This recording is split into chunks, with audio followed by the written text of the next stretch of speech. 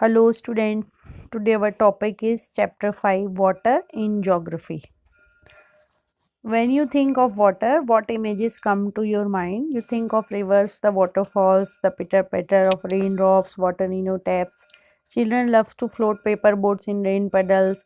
By noon the puddles vanish. Where does the water go? ये topic जल के बारे में है.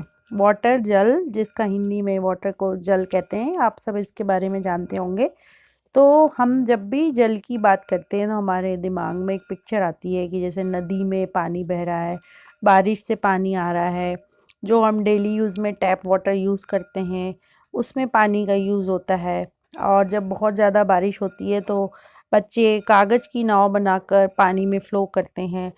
तो ये सब हम जो बात करते हैं ये सब जल के बारे में होती है. और हम जब देखते हैं कि बारिश का पानी पृथ्वी पर आता है तो उस समय में बहुत बारिश या पानी दिखाई देता है और उसके बाद थोड़ी देर में वो पानी कहाँ चला जाता है. तो ये सारी इमेजिन एक हमारे माइंड में रहती हैं. The sun heat causes evaporation of water vapor.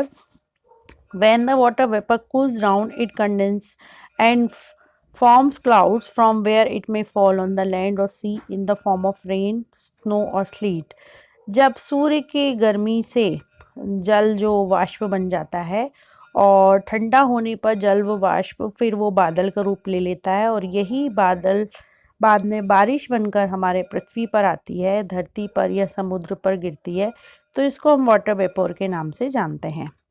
The process by which water continuously changes its form and circulates between oceans, atmosphere, land is known as the water cycle. तो ये जो चक्र हम देख रहे हैं जिसमें बारिश का पानी ज़मीन पर गिरता है और वाष्प बनकर धरती का पानी वाष्प बनकर ऊपर गर्मी की वजह से फिर वही ड्रॉप नीचे बारिश बनकर जब ज़मीन पर आती हैं तो इसको हम वाटर साइकिल या उसके नाम से जानते हैं. हमने देखा है कि बारिश का पानी और ये जो जल है इसका लोग इरिगेशंस के लिए उपयोग करते हैं. So our earth is like a terrarium. The same water that existed centuries ago still exists today. The water used to irrigate a field in Haryana may have flowed down the Amazon River is 100 years ago. हमारी जो पृथ्वी है वो एक हलशाला के रूप में जानी जाती है. जो जल हम आज देख रहे हैं हमारी पृथ्वी पर मौजूद है तो वो क्या कभी हरियाणा की खेत में सिंचाई के लिए काम आता था या कभी सालों पहले वो अमेजोन नदी में फ्लो करता था. ये सारी चीज़ें एक हमारी जल की कल्पनाएं होती हैं. The major sources of fresh water are the rivers, ponds, springs, and glaciers. The ocean bodies and the seas contain salty water. The water of the oceans of salty or saline as it contains large amount of dissolved salts. हम जब जल के स्रोत की बात करते हैं तो आप सब जानते हैं तालाब, नदी, कुआँ ये सारे जल स्रोत होते हैं. हमें जो समुद्र में जो पानी होता है वो काफ़ी नमकीन होता है, सॉल्टी होता है क्योंकि इसमें नमक, सोडियम क्लोराइड की मात्रा ज़्यादा होती है. तो ये इसको हम डेली में यूजेस नहीं ले पाते हैं.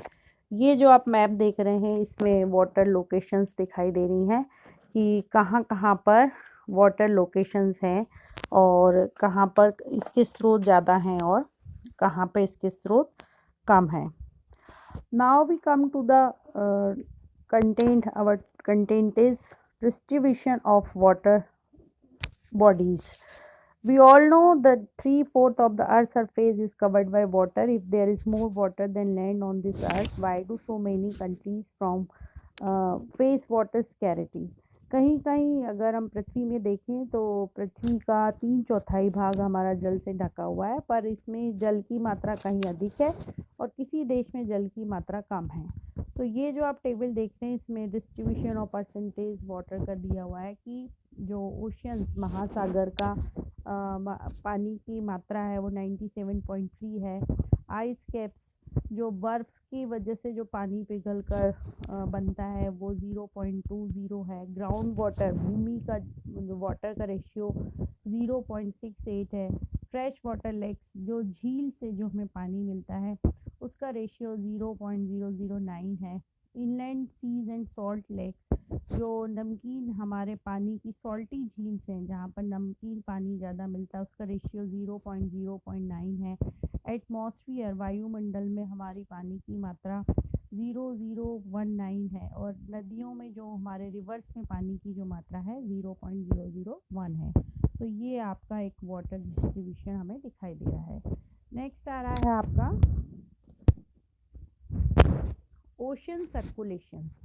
ओशन सर्कुलेशन मीन्स जो समुद्रों में, ओशन मीन्स समुद्र, तो जो समुद्र में हमारे बारिश की समुद्र में जो जल की मात्रा होती है और किस तरह से हमें जल वहाँ में मिलता है, उसके बारे में आपको डिटेल आएगा कि there is something magical about walking bare feet on the sea shore, the wet sand on the beach, the cool breeze, the sea birds, the smell of the salt in the air, and music of waves. Everything is so fascinating. Unlike the calm waters of ponds and lakes, ocean water keeps moving continuously. It is never still. The movements that occur in oceans can be broadly categorized as waves, tides, and currents. समुद्र में जब हम, अगर आप लोग कभी समुद्र में गए होंगे तो आपने देखा होगा कि हम वहाँ पर जब बिना शूज़ के नंगे पैर चलते हैं तो हमें नम बालू, ठंडी पवन और समुद्र के पशु पक्षी, लहरों का संगीत जो हमें बहुत अट्रैक्ट करता है। तो ये क्यों, उसमें उसके अलावा एक जो साउंड हमें बार बार सुनाई देता है वो वहाँ के जल का होता है। जो जल वहाँ पर हमेशा गतिमान रहता है उसका साउंड हमें बार बार सुनाई देता है। तो इसके रीजंस क्या होते हैं? तो इसके 3 रीजंस होते हैं, वेव्स, टाइड्स एंड करेंट्स, मतलब तरंग, जो लहरें होती हैं समुद्र की, ज्वार भाटा और धाराएं। तो जो फर्स्ट आपको कंटेंट आएगा वो है वेव्स। वेव्स के बारे में हम देख सकते हैं कि when you are playing throw ball on the beach and the wall falls into the water, what happens? It is fun to watch how the wall gets washed back to the shore by the waves. When the water on the surface of the ocean rises and falls alternately, they are called waves. समुद्र में जब हम गेंद से खेलते हैं तो गेंद जब जल में गिर जाती है तो क्या होता है कि वो गेंद वापस तरंगों के साथ वापस आ जाती है। तो इसी तरह से जब समुद्र की सतह पर जल लगातार उठता और गिरता है तो इसको हम तरंगे कहते हैं। During a storm, the winds blowing at a very high speed for huge waves. These may cause tremendous destructions. An earthquake, a volcanic eruptions, or underwater landslides can shift large amounts of ocean water. As a result, a huge tidal waves called tsunami. तूफान में जब तेज वायु चलने पर समुद्र में विशाल तरंगे उत्पन्न होती हैं तो इसके कारण बहुत सारे ऐसे डिजास्टर हो जाते हैं जिससे जन माल का नुकसान होता है। तो भूकंप भी कई बार जल के नीचे समुद्रों में कई कई बार उसका परसेंटेज आने की वजह से जो समुद्र की लहरें हैं वो 15 मीटर तक की ऊंचाई में उठ सकती हैं। और यही लहरें जब शहर की तरफ आती हैं तो ये उनको नुकसान पहुंचाती हैं। जो रिसेंट आपने एग्जांपल देखा होगा सुनामी में सबसे विशाल जो समुद्र की लहरें थी 150 मीटर तक 700 किलोमीटर प्रति घंटे की हवा के साथ आ गई थी।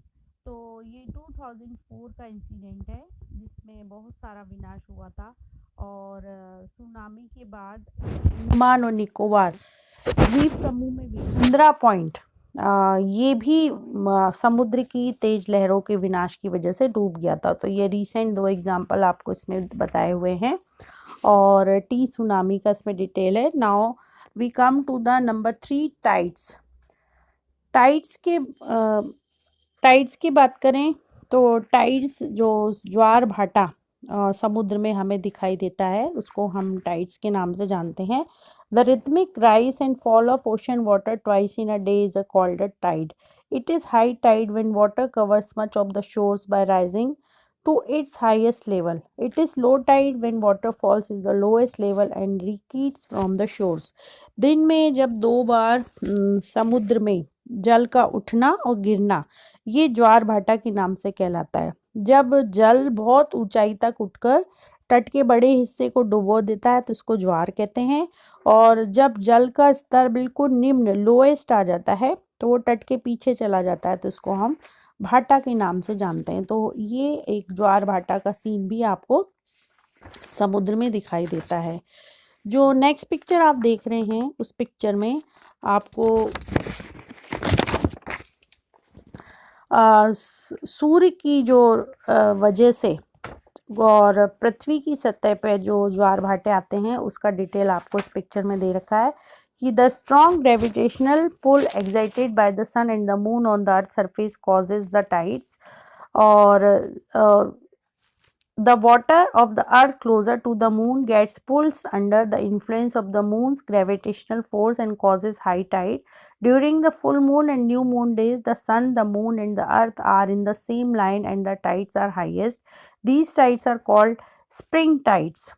सूर्य एवं चंद्रमा के शक्तिशाली गुरुत्वाकर्षण बल के कारण पृथ्वी की सतह पर जब ज्वार भाटा आते हैं, जब पृथ्वी का जल चंद्रमा के निकट होता है तो उस समय चंद्रमा के गुरुत्वाकर्षण बल में की वजह से जल आकर्षित होता है, जिसके कारण बहुत हाई टाइड्स आते हैं।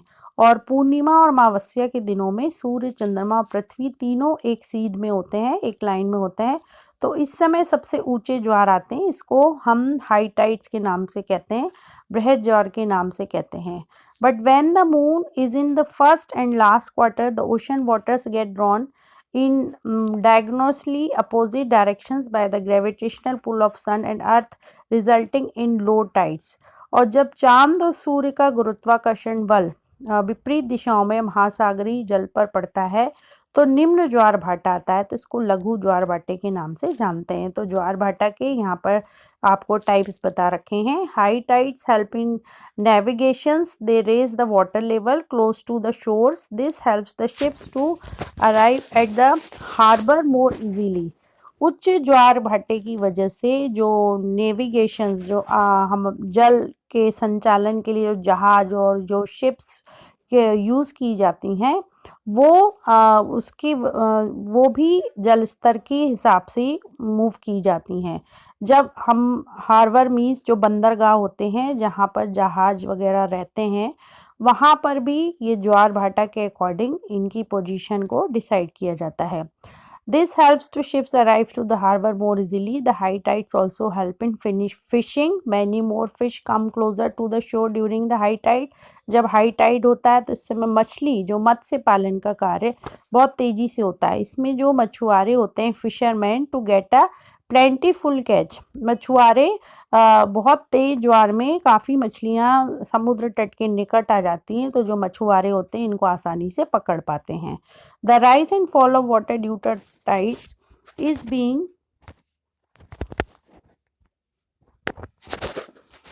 Use to generate electricity in some places. कभी कभी ज्वार भाटे की पानी का उपयोग विद्युत उत्पादन के लिए भी किया जाता है।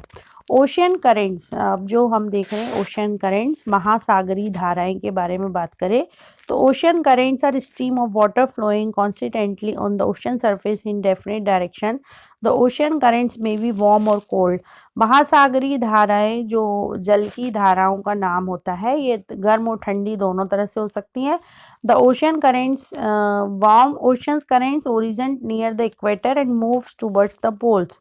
जो गर्म धाराएं होती हैं भूमध्य रेखा के निकट उत्पन्न होती हैं, और ठंडी धाराएं होती हैं ये उच्च अक्षांश और निम्न अक्षांशों की तरफ ज़्यादा हमें दिखाई देती हैं। Labrador oceans current is cold current while the gulf stream is a warm current. अगर हम एग्जाम्पल की बात करें तो लेब्राडोर जो है शीत जलधाराएं वहाँ पर ज़्यादा दिखाई देती हैं, और गल्फ स्ट्रीम में गर्म जलधाराएं हमें ज़्यादा दिखाई देती हैं। Ocean current influence the temperature condition of the area. Warm currents bring about warm temperature over land surface. The areas where the warm and cold currents meet provide the best fishing grounds of the world. जिस स्थान पर गर्म और शीत जलधाराएं मिलती हैं वो स्थान विश्व का सर्वोत्तम मत्स्य क्षेत्र माना जाता है। इसके एग्जाम्पल जापान और उत्तरी अमेरिका के एग्जाम्पल दे रखे हैं। Seas around Japan and the eastern coast of North America. Such examples, the areas where a warm and cold current meet also experience foggy weather, making it difficult for navigation. और कहीं कहीं सिचुएशनों में जब foggy कोहरे का मौसम होता है तब वहाँ पर जो नेविगेशंस है, जो जहाज, जो शिप है, वो मूव नहीं कर पाते हैं। तो ये आपका वाटर का लोकेशंस और इसके बारे में डिटेल है आपका। तो इसके नेक्स्ट में हम इसके क्वेश्चन आंसर के बारे में डिस्कस करेंगे। Thank you.